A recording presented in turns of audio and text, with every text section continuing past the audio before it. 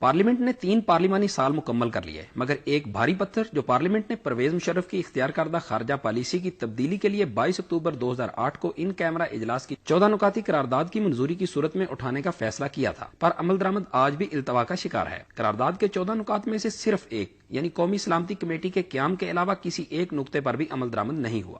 اور رولز کے مطابق ہر ماہ باقاعدگی سے اجلاس منعقد ہو سکے، نہ اسے متعلقہ وزارتیں عمل درآمد پر بریفنگز دے سکیں۔ کمیٹی نے 4.5 ماہ میں 13 نکات پر عمل درآمد کے لیے روڈ میپ دے دیا، مگر صرف وزارت خارجہ و دفاع کی ایک بریفنگ اس کمیٹی کا مقدر بنی۔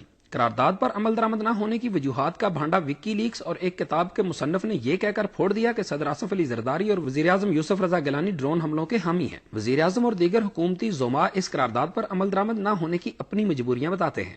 ہم ان پہ پریشر ڈال رہے ہیں اور ڈپلومیٹک چینل سے ایز ریسپانسبل کنٹری ہم کوئی وار تو نہیں کر سکتے۔ غریب کی جوری جو ہوتی ہے سب کی بابی ہوتی ہے، یہ بتا دوں آپ کو۔ تو ہمارے حالات بھی ایسے ہیں کہ ہم جنگ کی صورتحال تو نہیں برداشت کر سکتے، نہ کرنا چاہتے ہیں۔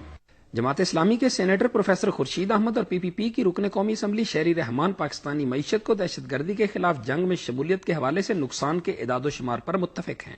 NRO میں برطانیہ اور امریکہ کا ہاتھ ہے، وہ جانتے ہیں ان کی کمزوریاں، وہ جانتے ہیں کہ ان کا پیسہ کہاں ہے، وہ جانتے ہیں کہ ان کو کس طریقے سے متاثر کیا جا سکتا ہے، اور یہ اعلی کار بن رہے ہیں۔ $100 billion is an under estimate.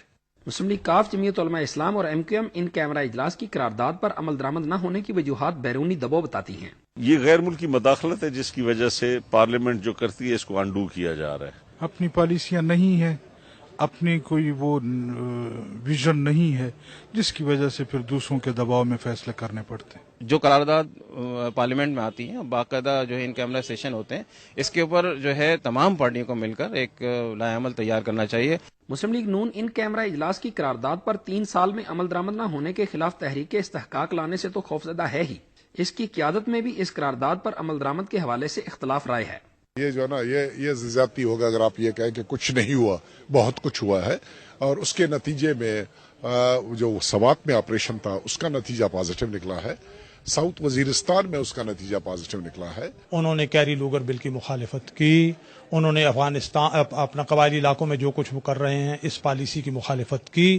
In camera اجلاس کی قرارداد پر عمل درآمد نہ ہونے کی بیرونی وجوہات پر بعض سابق سفارتکاروں کا کہنا ہے کہ بڑی وجوہات اندرونی ہیں۔ There are wheels within wheels, حکومت کے اندر بھی پھر بہت سی طاقتور ادارے ہوتے ہیں، تو شاید یہ ان کو منظور نہ ہو۔ تو حکومت وقت سے ہماری یہ درخواست یا یہ گلہ ہے، یہ شکایت ہے کہ آپ اتنے کمزور کیوں ہیں کہ آپ کے ماتحت ادارے اتنے مضبوط ہو گئے کہ آپ کو ایک اچھا کام کرنے سے روک سکتی ہے۔ کوئی بھی مغربی طاقتوں کو ناراض کر کے پارلیمنٹ کو خوش کرنے کی حامی نہیں، اسی وجہ سے 3 سال اس قرارداد پر عمل درآمد ہو سکا، نہ ہی آئندہ ہونے کی امید ہے۔